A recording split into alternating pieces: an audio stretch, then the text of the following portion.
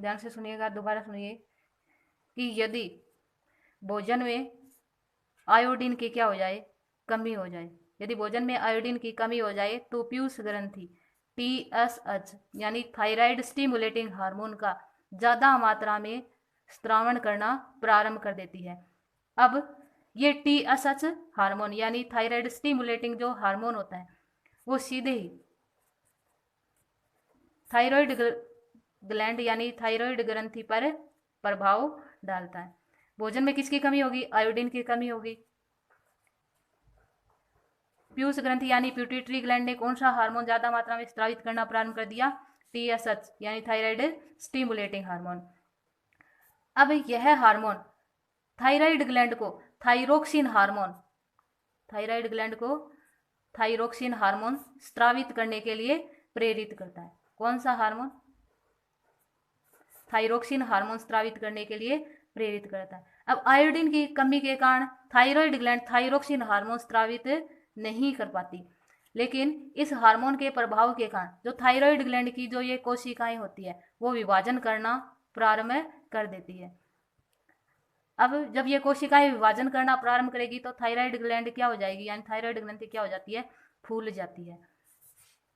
क्या हो जाएगी? थायराइड ग्रंथि फूल जाती है, जिसको आप क्या बोलते हैं सामान्य भाषा में? गलगंट या कंठमाला या गोइटर।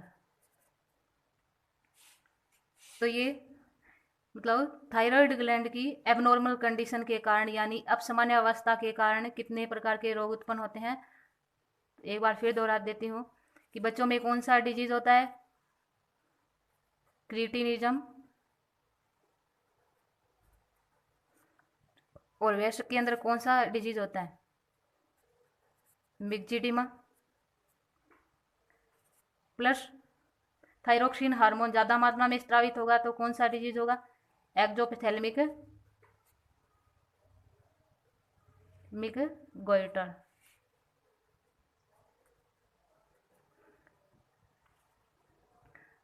अब देखिएगा, यदि थायराइड ग्लैंड के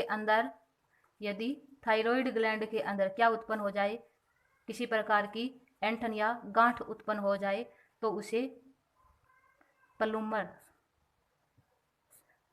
रोग कहा जाता है।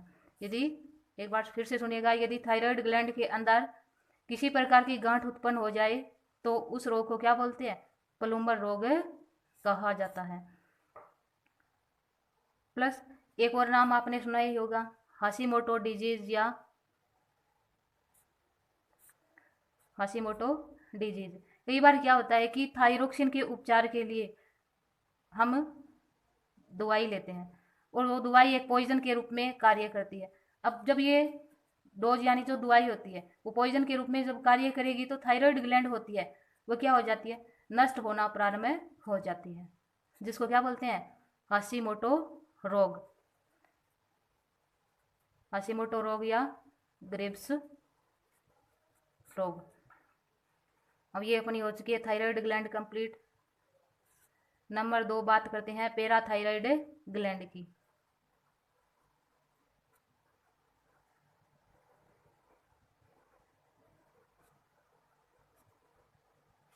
पैराथायराइड ग्लैंड, जिसको हिंदी में पैराथायराइड ग्लैंड को पैराथायराइड ग्रंथि बोलेंगे। इसका दूसरा नाम है परावर्तु ग्रंथि।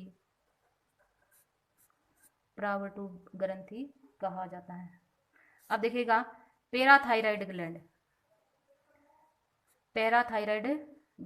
जो पैराथायराइड ग्लैंड होती है, ये थायराइड ग्लैंड है, ये गले में उपस्थित होती है। पैराथायराइड ग्लैंड कहाँ उपस्थित होती है? गले में। और इस जो थायराइड ग्लैंड होती है वो कहाँ उपस्थित होगी? गले के अंदर उपस्थित होगी। और इस थायराइड ग्लैंड की जो दोनों पाली होती है यानी जो दोनों लोब होती है, प्रत्येक पाली के अंदर क्या उपस्थित होती है? पैराथायराइड ग्लैंड उपस्थित होती है। अब प्रत्येक थायराइड ग्लैंड के अंदर इसकी संख्या 2 से 6 तक हो सकती है। इसलिए पैराथायराइड ग्लैंड को ग्रंथि के अंदर ग्रंथि भी कहा जाता है। क्या बोलेंगे? ग्रंथि के अंदर ग्रंथि भी कहा जाता है। अब इस ग्रंथि के द्वारा पीटीएच यानी पैराथार्मोन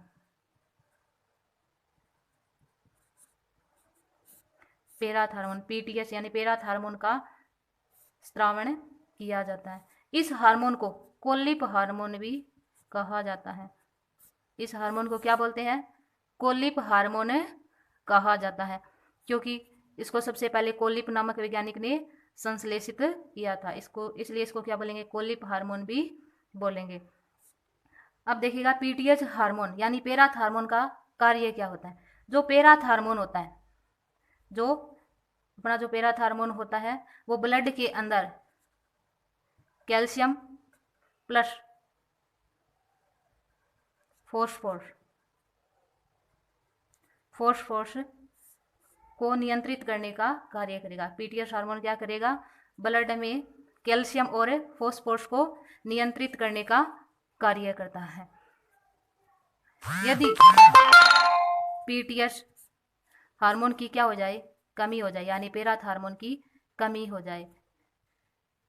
पैराथार्मोन की कमी के कारण कैल्शियम की मात्रा कम हो जाती है, प्लस फॉस्फोरस की मात्रा ज़्यादा हो जाती है। क्या हो जाएगी? फॉस्फोरस की मात्रा ज़्यादा हो जाती है, जिसके कारण जो तंत्रिका और जो पेशियां होती है उसमें ऐंठन उत्पन्न हो जाती है, जिसको अपन क्या बोलेंगे? टिटेनी रोग बोलेंगे। यानी जब पीटीएच हार्मोन कम मात्रा में स्रावित होगा तो जो कैल्शियम है वो कम हो जाएगा, प्लस फॉस्फोरस की मात्रा होती है वो क्या हो जाती है? बढ़ जाती है, जिसके कारण तंत्रिका और पेशियों में ऐंठन उत्पन्न हो जाती है, जिसको क्या बोलते हैं? टिटेनी रोग।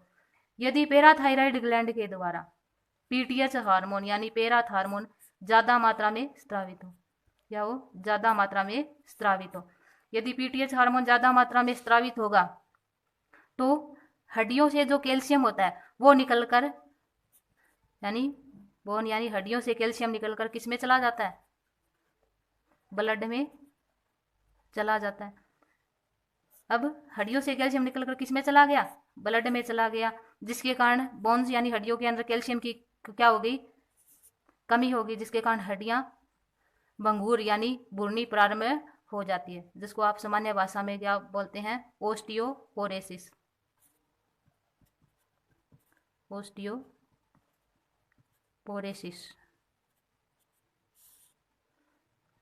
ओस्टियोपोरोसिस। तो देखिएगा पीटीएच हार्मोन यदि कम मात्रा में स्रावित होगा तो टिटेनी रोग उत्पन्न हो जाता है। यदि ज़्यादा मात्रा में स्रावित होता है तो कौन सा रोग हो जाएगा?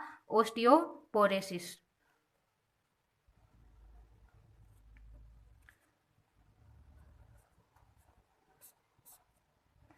अब नोट देखिए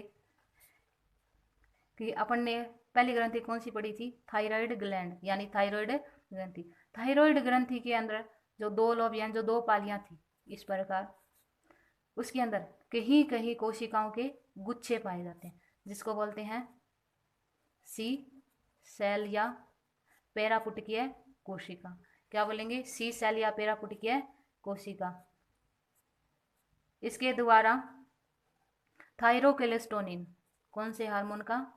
थायरोकेलिस्टोनिन हार्मोन का स्रावण किया जाता है।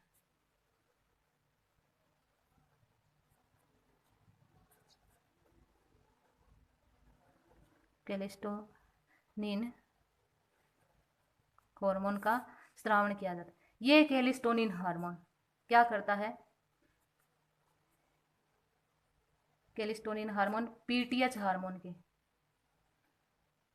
हार्मोन के विपरीत कार्य करता है। पीटीएच हार्मोन क्या करता है कि ब्लड में कैल्शियम और फॉस्फोरस की मात्रा को नियंत्रित करता है, जबकि थायरोकेलिस्टोनिन हार्मोन होता है पीटीएच के विपरीत कार्य करता है, यानी कैल्शियम की मात्रा को घटाने का कार्य करता है। अब इसके अलावा जो थायराइड ग्रंथि होती है वह शरीर की सबसे बड़ी अंतःस्रावी ग्रंथि मानी जाती है, इसलिए इसे शरीर का टेम्पो भी कहा जाता है। थायराइड ग्रंथि होती है वो शरीर की सबसे बड़ी अंतःस्रावी ग्रंथि होती है, इसलिए इसको क्या बोलेंगे? शरीर का टेम्पो भी कहा जाता है। उसका जो भार होता है वो 25 से 30 ग्राम होता है। तो अपने 2 ग्लैंड पढ़ ली,